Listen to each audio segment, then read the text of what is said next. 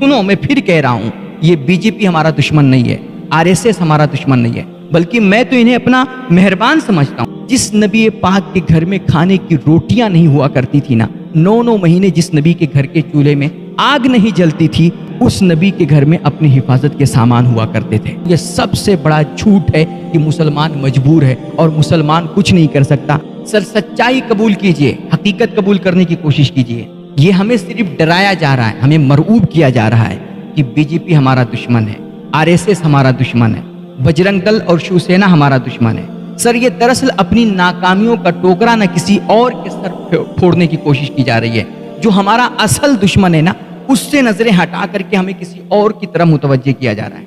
ये पार्टी हमारी कतान दुश्मन नहीं है। सुनो, मैं फिर कह रहा हूं, ये बीजेपी हमारा दुश्मन नहीं है, आरएसएस हमारा दुश्मन नहीं है, बल्कि मैं तो इन्हें अपना मेहरबान समझता हूं। सर, मैं इनका शुक्रिया तहे दिल से अदा करता हूं, वरना आज मुसलमान बिरादरियों में बटा हुआ है, जात पात में बटा हुआ है, मसलकों में बटा हुआ है, मजहबों में बटा हुआ है, वो अपनी फिरका परस्ती में बटा हुआ है। सर, मुसलमान बिल्कुल तितर बितर हो गया है, वो बिल्कुल मुंतशिर हो गया है, भाई भाई से जुदा हो गया है। मगर इन तमाम इख्तलाफात और इंतशार के बावजूद अगर कहीं थोड़ा बहुत मुसलमान मुत्तहिद नजर आता है ना, तो ये मेहरबानी है बीजेपी की, ये मेहरबानी है योगी की, और ये मेहरबानी है आरएसएस और बजरंग दल और शिवसेना की, इन तमाम मुखालिफ पार्टियों की। वरना अगर इनका जुल्म ना हुआ होता, इनका हम पर अत्याचार ना हुआ होता, अगर ये हमारे खिलाफ साजिशें ना किए होते ना, तो आज ये मुसलमान आज भी इसकी आंखें खुलने वाली नहीं थी, और आज भी ये सो रहा है। मगर थोड़े बहुत लोगों के अंदर कुछ बेदारी आई है ना, तो मैं समझता हूं कि इन मुखालिफ पार्टियों की मरहूने मिन्नत है। इसलिए हमें तो इनका शुक्रिया अदा करना चाहिए। ये तो हमारे मेहरबान हुए।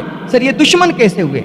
सवाल होता है फिर दुश्मन हमारा कौन है? तो मैं फिर कहूंगा कि ये पार्टियां हमारी दुश्मन नहीं है। बीजेपी, आरएसएस और बजरंग दल और शिवसेना हमारी दुश्मन नहीं है। हमारा जो सबसे बड़ा दुश्मन है ना, वो हमारी कौम की जिहालत है। आपको अपनी कौम के लिए, अपने समाज के लिए कुछ करना है ना, आप कुछ मत कीजिए। ज्यादा आपको मगजमारी करने की और पापड़ बेलने की जरूरत नहीं है। बस एक काम कीजिए, आज से आप अपने बच्चों को इल्म देना शुरू कर दें, अपनी कौम को पढ़ाना शुरू कर दें, अपनी कौम के स्कूल और मदरसों को आबाद कर दें। सर, मैं पूरी गारंटी के साथ कह रहा हूं, जिस दिन से हमारे बच्चे पढ़ गए और हमारी कौम से जहालत का खात्मा हो गया ना, देखना उसी दिन हमारी कौम से हर किस्म की बुराई, हर किस्म के शर और हर किस्म की नाकामी का जनाजा निकलता हुआ नजर आएगा। जिस दिन जहालत खत्म हुई हमारी कौम से, हर किस्म की नफरत का खात्मा हो जाएगा, हर किस्म की बुराई का खात्मा हो जाएगा। ये झगड़े फसाद इतने, और ये दो दिलों की दूरी, और हमारे समाज की तमाम किस्म की जो बुराइयां हैं और जो तमाम तरह की नाकामियां हैं, इनके पीछे जो दुश्मन छुपा हुआ है, वो सिर्फ हमारी और आपकी जिहालत है। जिस दिन ये जिहालत खत्म हो गई, यकीन मानिए आपको इज्जत भी मिलेगी, आपको मोहब्बत भी मिलेगी, आपको इख्तिदार भी मिलेगा, आपको कुर्सी भी मिलेगी, और दुनिया आपके सामने आकर के आपको सल्यूट भी मारेगी। अब शायद यहाँ पर किसी के जहन में ये सवाल आ रहा हो कि मुसलमान तो इस लायक नहीं है, मुसलमान के पास इतनी पूंजी नहीं है, इतना माल नहीं, इतना पैसा नहीं कि यार ये अपने बच्चों को पढ़ा सके और किसी बड़े बड़े स्कूल में अपने बच्चों को तालीम दिला सके, या खुद अपना स्कूल और कॉलेज बना सके।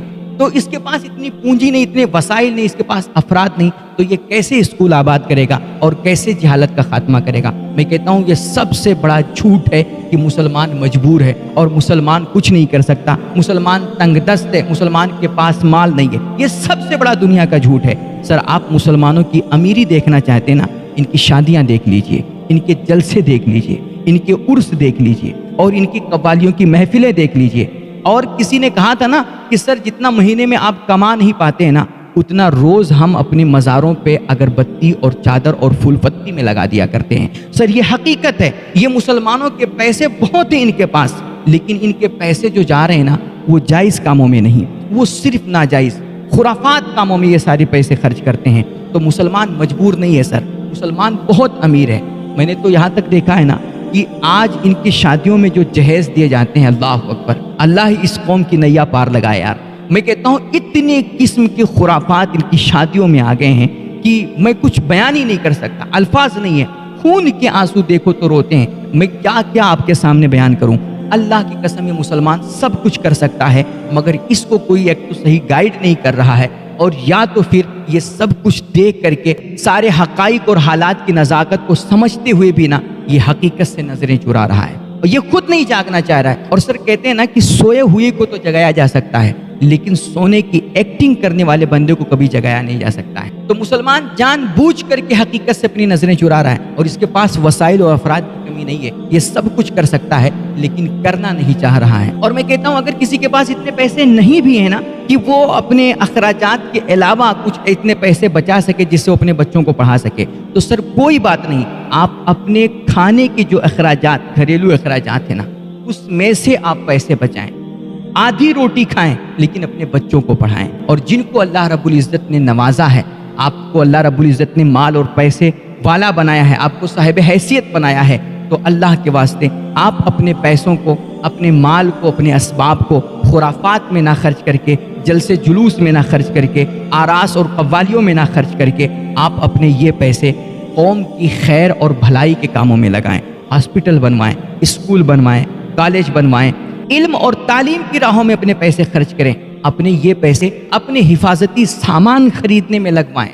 ہاں, اپنے حفاظتی سامان خریدو. ورنہ دیکھو نا, جس نبی پاک کے گھر میں کھانے کی روٹیاں نہیں ہوا کرتی تھی نا, 9 مہینے جس نبی کے گھر کے چولہے میں آگ نہیں جلتی تھی, اس نبی کے گھر میں اپنی حفاظت کے سامان ہوا کرتے تھے. تو آپ حفاظتی سامان خریدو, اپنے بچوں کے مستقبل کے لیے سوچو. ورنہ تم یہ آج اللہ رب العزت نے جو مال و دولت دیا ہے, تمہیں جو یہ پیسے دیے ہیں, انہیں تم پانی کی طرح بہا کر کے اور اپنے مال و اسباب کو خرافات میں خرچ کر کے تم تو دنیا چھوڑ کر کے چلے جاؤ گے. لیکن یہ ذرا سوچ کے جانا کہ تمہاری نسلوں کا تمہارے بعد کیا ہوگا, تمہاری اولاد کا کیا ہوگا.